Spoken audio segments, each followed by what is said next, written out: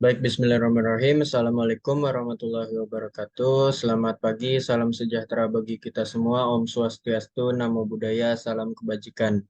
Yang saya hormati Ibu Hesti Septianita SHMH, selaku dosen pengampu pada mata kuliah penafsiran dan penemuan hukum kelas F. Mohon izin memperkenalkan diri, nama saya Farhan Aziz dengan NPM 211000230. Di sini saya akan memaparkan materi mengenai alasan penemuan hukum oleh hakim. Baik, yang pertama saya akan menjelaskan tentang latar belakang, lalu yang kedua pendahuluan, yang ketiga pembahasan, dan yang terakhir ada daftar pustaka. Langsung aja masuk ke materi yang pertama yaitu latar belakang. Hakim dalam memeriksa, mengadili, dan memutus suatu perkara, pertama kali harus menggunakan hukum tertulis sebagai dasar putusannya. Jika dalam hukum tertulis tidak cukup atau tidak tepat dengan permasalahan suatu perkara yang sedang ditangani oleh hakim tersebut, maka barulah hakim mencari dan menemukan sendiri hukumnya dari sumber-sumber hukum yang lain seperti jurisprudensi atau putusan hakim yang terdahulu, doktrin, traktat, kebiasaan atau hukum tidak tertulis lainnya. Nah, bahwasannya pekerjaan hakim menjadi suatu faktor atau kekuatan yang membentuk hukum, sebagaimana dicantumkan dalam pasal 14 ayat 1 Undang-Undang Nomor 48 Tahun 2009 tentang kekuasaan kehakiman yang menyatakan bahwa pengadilan tidak boleh menolak untuk memeriksa dan mengadili sesuatu perkara yang diajukan dengan dalih bahwa hukum tidak atau kurang jelas, melainkan wajib untuk memeriksa dan mengadilinya. Nah, lalu ada pendahuluan. Dalam praktek pengadilan, ada tiga istilah yang sering dipergunakan oleh hakim, yaitu yang pertama penemuan hukum, lalu yang kedua pembentukan hukum atau menciptakan hukum, dan yang terakhir ada penerapan hukum. Nah, dari tiga istilah ini, istilah penemuan hukum paling sering digunakan oleh hakim, sedangkan istilah pembentukan hukum biasanya dipergunakan oleh lembaga pembentuk undang-undang, dalam hal ini DPR. Nah, mengenai pengertian penemuan hukum, Sudikno Mertokusumo pada intinya berpendapat bahwa penemuan hukum itu merupakan proses pembentukan hukum baik dilakukan oleh hakim ataupun petugas-petugas hukum lainnya guna menyelesaikan peristiwa-peristiwa hukum yang konkret. Nah, sedangkan pengertian penafsiran hukum menurut A. Masyur Effendi yang pada intinya berpendapat bahwa penafsiran hukum adalah cara untuk menjelaskan pengertian pasal-pasal dan undang-undang dalam undang-undang yang belum atau tidak jelas. Nah, Masyur menjelaskan juga bahwa sumber penafsiran hukum itu dapat dilakukan oleh yang pertama, pembentuk undang-undang, dalam hal ini DPR, lalu yang kedua, para sarjana atau pakar ternama dalam bidang pengetahuan khususnya ilmu hukum, dan yang terakhir ada hakim. Nah, sedangkan Ahmad Ali menyatakan hakim diberikan kebebasan yang sebebas-bebasnya untuk melakukan penemuan hukum. Dalam arti bukan sekedar penerapan undang-undang oleh hakim, tetapi juga mencakup memperluas dan membentuk peraturan dalam putusan hakim. Untuk mencapai keadilan yang setinggi-tingginya, hakim bahkan boleh menyimpang dari undang-undang demi kemanfaatan masyarakat. Nah, kita masuk ke pembahasan.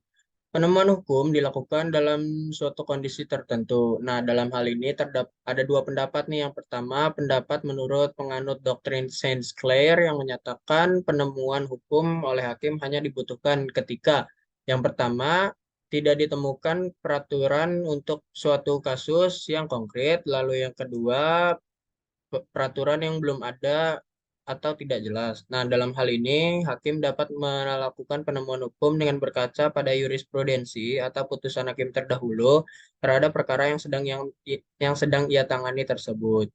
Nah, lalu pendapat yang kedua menyatakan bahwa hakim selalu dan tidak pernah melakukan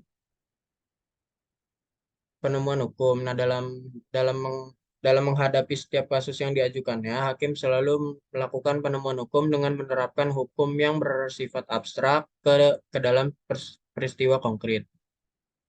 Nah, selanjutnya, peraturan perundang-undangan yang dibentuk dalam suatu masyarakat tidak selamanya mampu untuk menjawab masalah-masalah yang ada. Maka, Ahmad Ali pernah mengungkapkan bahwa hukum tertatih-tatih mengikuti perkembangan masyarakat. Oleh karena itu, tidak jarang terjadi suatu perkara atau masalah yang ada ternyata belum diatur oleh suatu perundang-undangan atau telah diatur tapi tidak lengkap yang mengakibatkan terjadinya kekosongan hukum Sehingga hakim sebagai penegak hukum dan kewajiban dan keadilan wajib menggali, memahami, dan mengikuti nilai-nilai hukum yang berkembang sehingga putusannya selalu dirasakan oleh masyarakat. Nah, lalu juga peraturan perundang-undangan mempunyai banyak masalah, antara lain tidak fleksibel, tidak pernah lengkap untuk memenuhi segala peristiwa hukum atau tuntutan hukum, dan menimbulkan apa yang lazim disebut kekosongan hukum atau reh vakum. Barangkali yang tepat adalah kekosongan hukum peraturan perundang-undangan, kekosongan peraturan perundang-undangan, bukan kekosongan hukum. Nah, kelemahan-kelemahan dari peraturan perundang-undangan inilah yang kemudian membutuhkan suatu konsep penemuan hukum oleh hakim. Meskipun dalam hal tertentu penemuan hukum ini dibatasi demi keadilan. Nah, kekosongan hukum ini sangat mudah terjadi jika sumber hukum satu-satunya adalah undang-undang.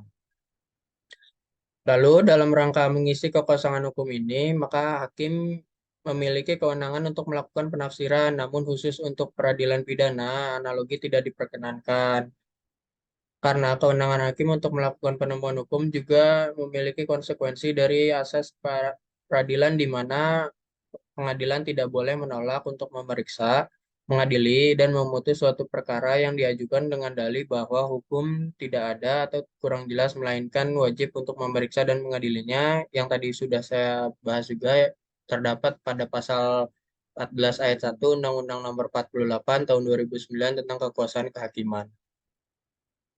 Nah, kesimpulannya, hakim dalam memeriksa, mengadili, dan memutus suatu perkara dapat melakukan penafsiran dan penemuan hukum apabila hukum tertulis yang dijadikan sebagai dasar putusannya tidak cukup. Nah, hakim juga diberikan kewenangan penuh terhadap pelaksanaan putusan tersebut, sebab hakim tidak boleh menolak untuk memeriksa, mengadili, dan memutus suatu perkara yang ada, sebagaimana tercantum dalam pasal 14 ayat 1 Undang-Undang Nomor 48 Tahun 2009 tentang kekuasaan kehakiman. Hal itu dapat hakim lakukan supaya pelaksanaannya pelaksanaan pemeriksa perkara tersebut tidak ada kekosongan hukum atau revakum yang menyebabkan akan cacat hukum.